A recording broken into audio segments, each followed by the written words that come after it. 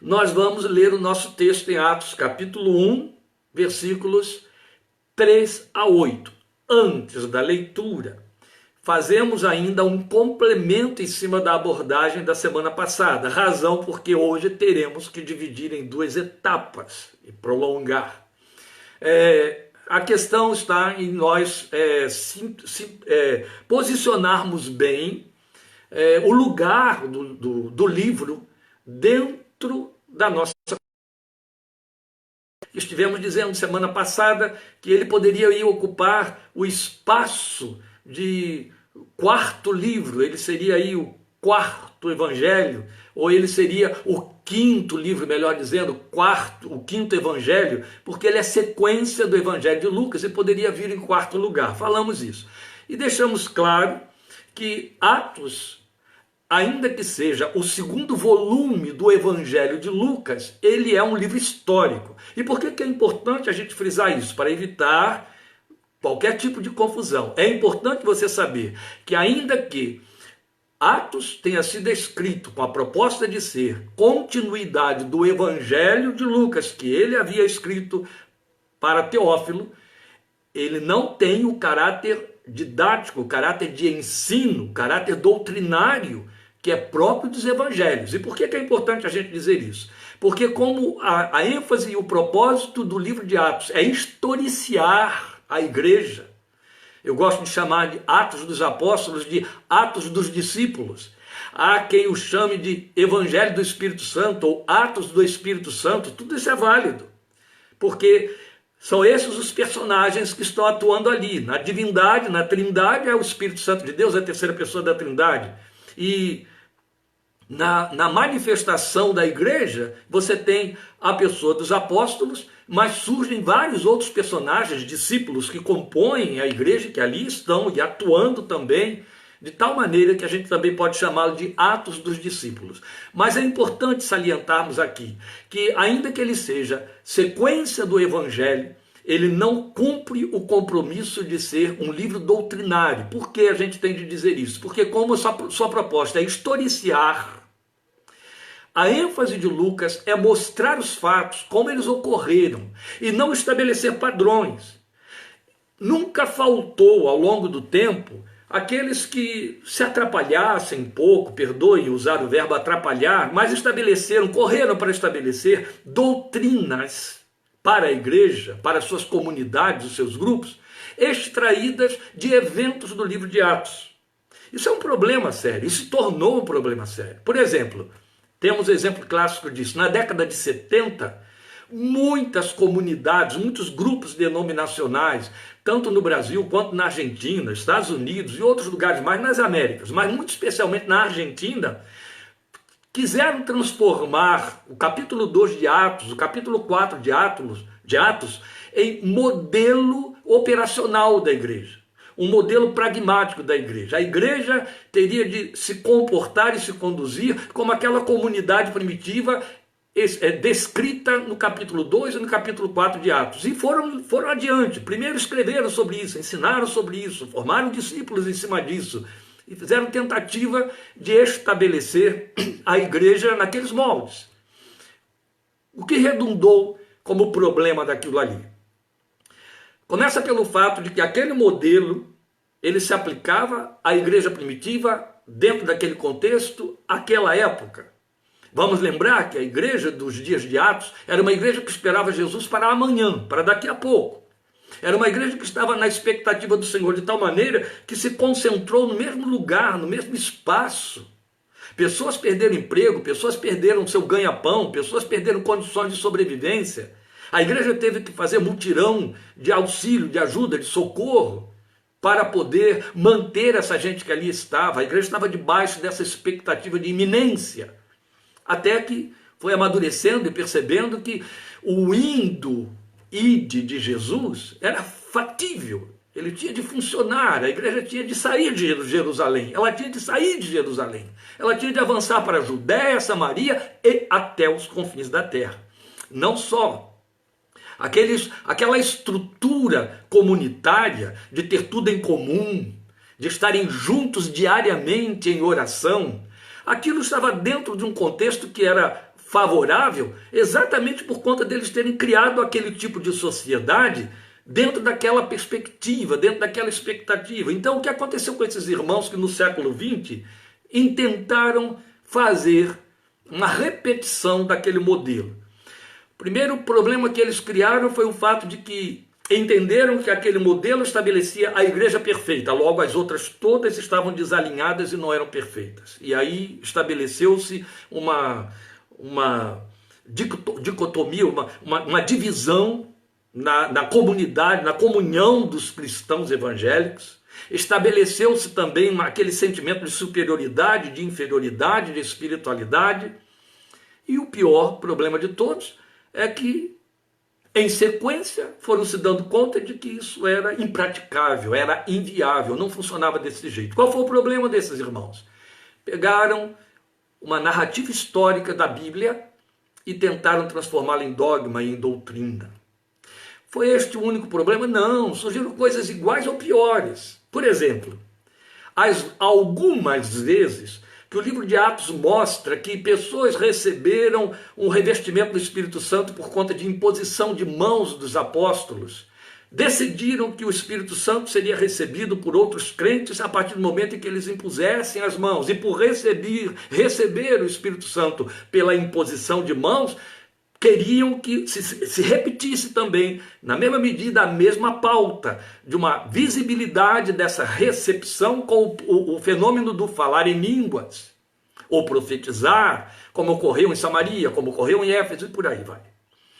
De novo, nós tivemos aí um grande problema, mesmo porque criam-se contrastes. O próprio texto de Atos mostra ocorrências do derramar do Espírito sem imposição de mãos por parte de qualquer pessoa. E outras coisas mais foram acontecendo, e também, eu sei que aqui eu vou incomodar alguns mais criteriosos que estejam me ouvindo, mas a verdade é que até mesmo formação de governo eclesiástico. A leitura de Atos 6, a leitura de Atos 7, levou algumas comunidades a estabelecer o nosso governo eclesiástico vai ter este formato, porque foi assim que aconteceu com a igreja em Atos capítulo 6. E aí, conforme você vai vendo a doutrinação da igreja, em cima das epístolas, em cima do ensino, do corolário doutrinário do evangelho, você percebe que algumas coisas não encaixam, não funcionam bem, e por aí vai. Então, na verdade, se tivéssemos de olhar para o livro de Atos e transformar em doutrina as narrativas históricas com que se ocupou o seu autor, com que se ocupou Lucas, outras coisas então que ninguém correu atrás de copiar, teriam que ser observadas, teriam que ser vivenciadas, teriam que ser praticadas, e não foram, porque não convinha, ou coisa semelhante. Isso não é bom, não é? Mas outros episódios também teriam que ser copiados de forma literal. Eu vou dar um exemplo, perdoem a redundância. Eu vou dar um exemplo dessas outras coisas que deveriam ser observadas se nós queremos dogmatizar em cima do livro de Atos. Vocês sabem bem que uma grande parcela da comunidade evangélica destes últimos tempos adotou uma performance doutrinária que determina que demônios são localizados em algumas regiões, alguns países, em algumas cidades, em alguns lares. E eles precisam ser destronados. E por destronar esses demônios, eles então criaram um corolário de atividades e de formas para que isso viesse a acontecer. De tal maneira que até mesmo indo para os lugares primitivos do berço do Evangelho, lá na Ásia Menor, hoje nós temos lá como sendo a região da Turquia, coberta pela região da Turquia, Grécia, por ali, foram para lá para destronar possíveis demônios, etc. Quando você vai para o texto de Atos, você vai encontrar um processo de libertação, de invasão do Evangelho de Jesus, especialmente na cidade de Éfeso, onde sequer um que seja desses processos e métodos foi observado por Paulo e Silas. Então, se deveríamos proceder com respeito a invadir áreas com o evangelho, seguindo o padrão da Bíblia, padrão do livro de Atos, nós teríamos então de copiar a leveza, a tranquilidade com que, sem se preocupar, por exemplo, com Diana dos Efésios, em Éfeso, Paulo proclamou apenas Cristo Jesus, seu poder e a sua glória. E isso não impediu que um grande avivamento viesse sobre a cidade, e todas as ocorrências que você pode muito bem conferir em Atos 19, Atos 16 e por aí vai, que são muito belos.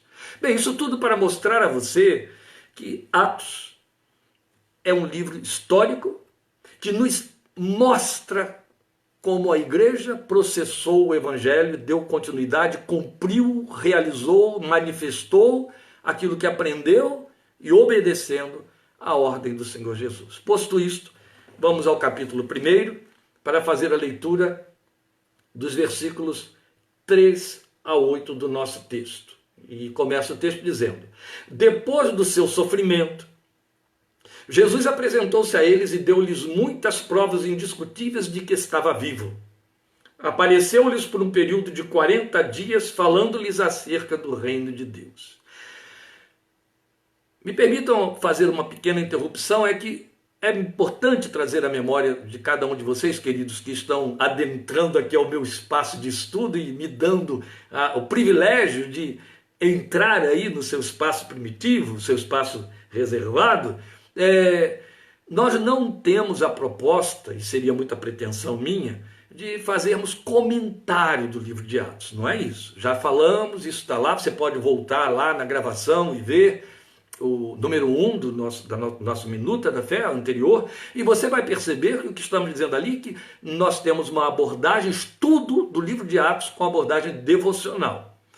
Isso não impede, no entanto, que eu pense algumas coisas já na leitura do texto, mas que não é comentário, é apenas para que a gente possa ter reforço em cima da aplicação, à medida que vamos lendo aqui o que vai despontando diante dos nossos olhos. Observe o que acabamos de ler no versículo 3, que Jesus apareceu aos discípulos e esteve com eles por um período de 40 dias, falando-lhes acerca do reino de Deus. É muito significativo você perceber que aquilo que Jesus se ocupou a fazer com eles durante aqueles 40 dias, que seriam os últimos 40 dias em que estaria em contato físico com eles, ele se ocupou em lhes falar sobre reino de Deus. Reino de Deus.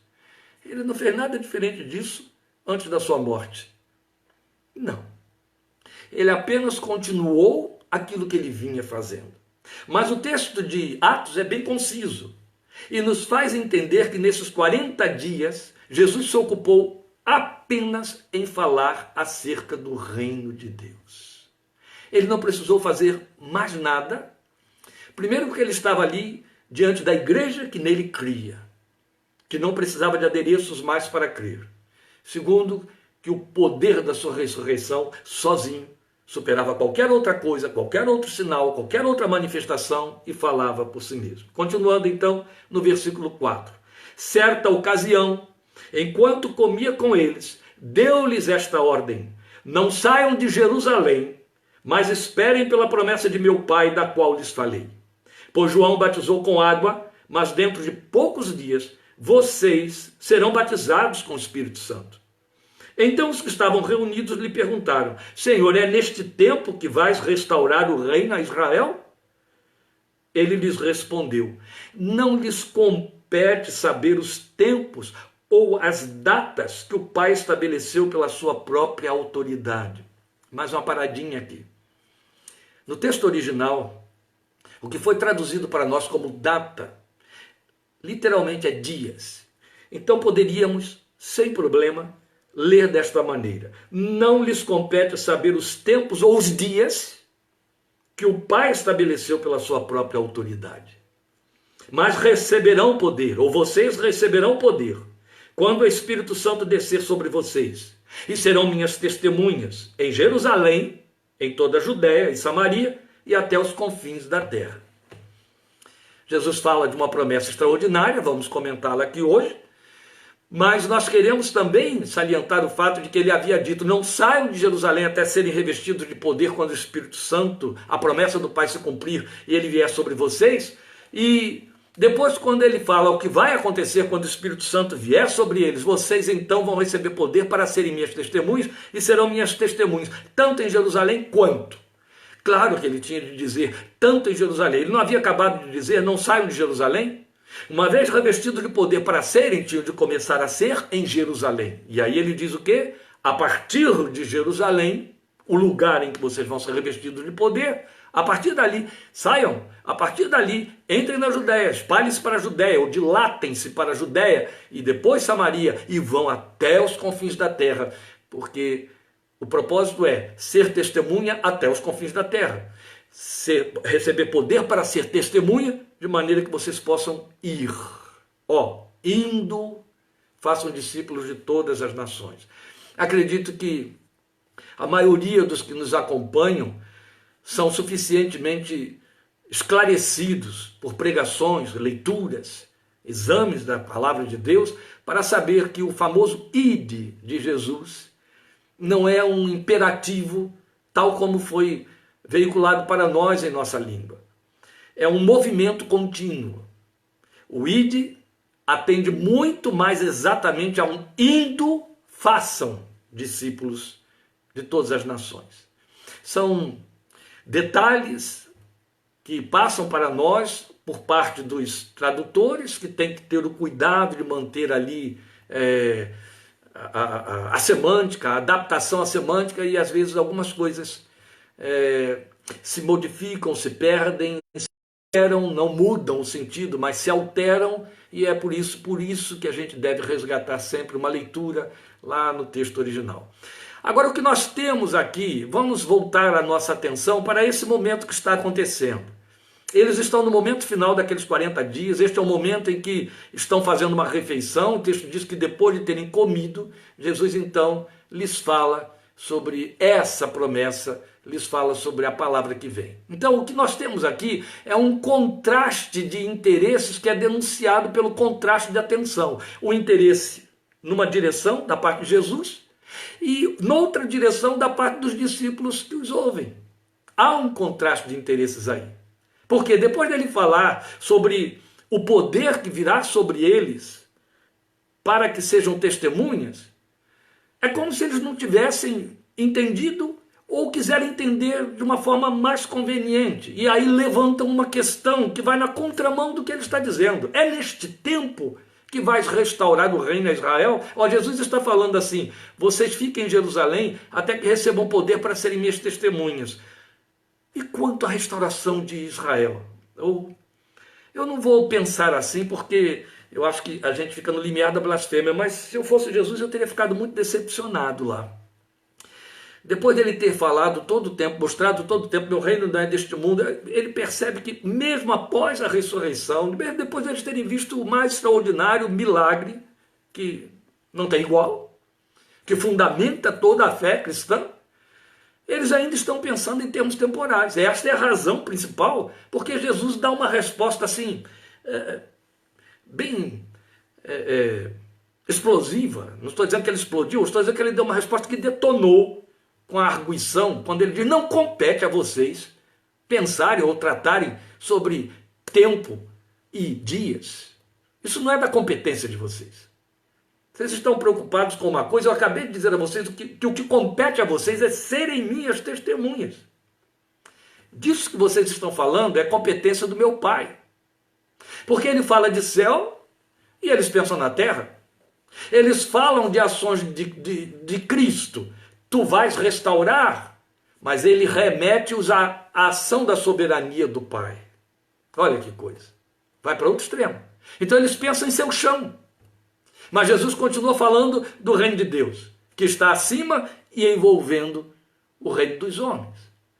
Então, ao responder dessa maneira, o Senhor nos ensina coisas solenes que pertencem a nós, que somos os discípulos desta geração, ou que nos alcança nesta geração. Começa pelo fato de que ele mostra que a questão por eles levantada não tem relevância para ele.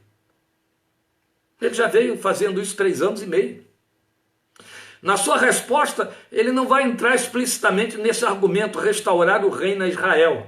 Ele não se prende ao tema, época, ocasião, tempo. Não. De jeito nenhum. Porque ele estava falando de coisas do alto, que iriam acontecer dentro de poucos dias, que era a vinda do Espírito Santo sobre eles, o cumprimento da grande, magna promessa.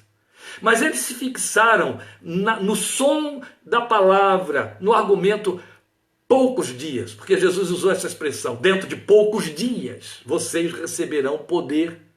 Aí eles deram à promessa do batismo com o Espírito Santo o pressuposto de uma realização temporal, que não era fato. É evidente, era o anseio deles como povo, né? Um povo oprimido pelos romanos. Eles queriam ver a restauração de Israel como nação. Israel havia perdido a sua glória já há 4 séculos, né? Mas o que Jesus mostra para eles é que tempos e épocas, tempos e dias, são da competência do Pai na sua soberania. É interessante que é o primeiro ensino que vem, a primeira palavra que vem do Senhor para eles, após a ressurreição, ou no fechamento do contato dele com eles. Mas nós, à semelhança daquela gente, como discípulos desta atualidade, nós continuamos assim. Nós estamos sempre aferrados ao tempo cronológico, ocupados em trazer das coisas transcendentais, as coisas do céu, traduções temporais para dentro de nossas aspirações terrenas. Nós somos terrenos demais. Não somos diferentes deles. Isso não quer dizer que a gente tenha de ser alienígena por espiritualizar. Não, não é isso. E também não se trata de espiritualizar. Mas continua sendo verdade que mesmo o tempo cronológico aponta para o futuro, que nós não temos como nem por que controlar, por mais que nós pretendamos. Um dos ensinamentos básicos do Filho de Deus foi que o dia de amanhã só pertence a Deus, não nos pertence. Ele nos mandou nos ocupar com o dia de hoje. Mas o que temos é uma população de cristãos aferrados demais à sua temporalidade, preocupados demais em ter controle sobre o futuro. E Jesus deixou claro, não compete a vocês. O controle do futuro está na mão do Senhor do tempo, que é eterno. Pertence à autoridade de Deus. E sabe, é por demais confortante saber que o Pai, Deus como Pai, cuida do tempo, até mesmo quanto aos dias, que foi isso que Lucas registrou ali. Que Jesus teria dito tempos e dias, entende? Que nós costumamos contabilizar com vigilância inquietante ou inquieta, não é fato? Mas os nossos dias, Davi já tinha dito isso no Salmo 139, que a maioria atribui a ele, estão sob o controle de Deus, estão nas mãos de Deus, não nos pertence. Outro tanto, o Filho de Deus, sublimando a expectativa temporal dos discípulos com a promessa de serem testemunhas dele, desde Jerusalém até os confins da terra, ele apresenta algo que procura tirá-los desta atenção fixa com aquilo que é visível e que é temporal. Então, numa só ideia, ele abarca o tempo distante, que nos alcança hoje, através daquela expressão confins da terra.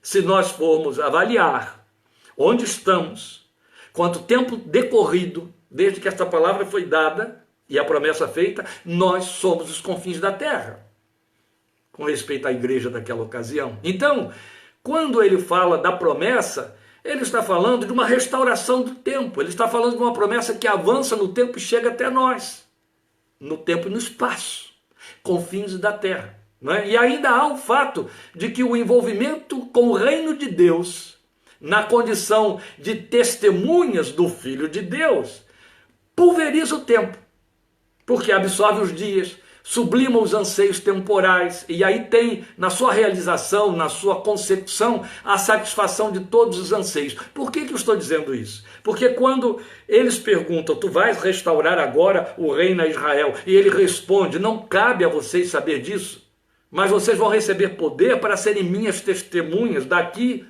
até aos confins da terra. O que Jesus está dizendo é, o reino vai avançar, porque ele está falando de um reino espiritual.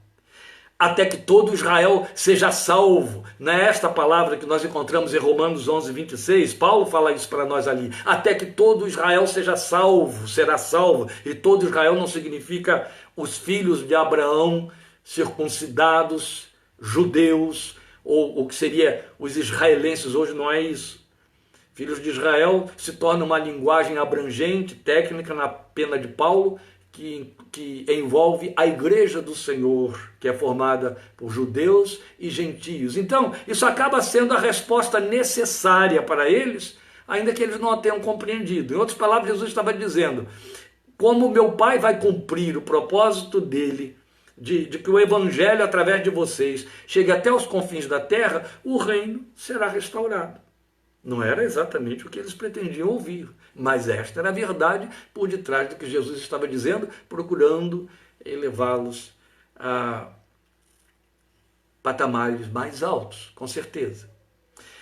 Porque os discípulos, eles e nós, discípulos do Senhor, fomos chamados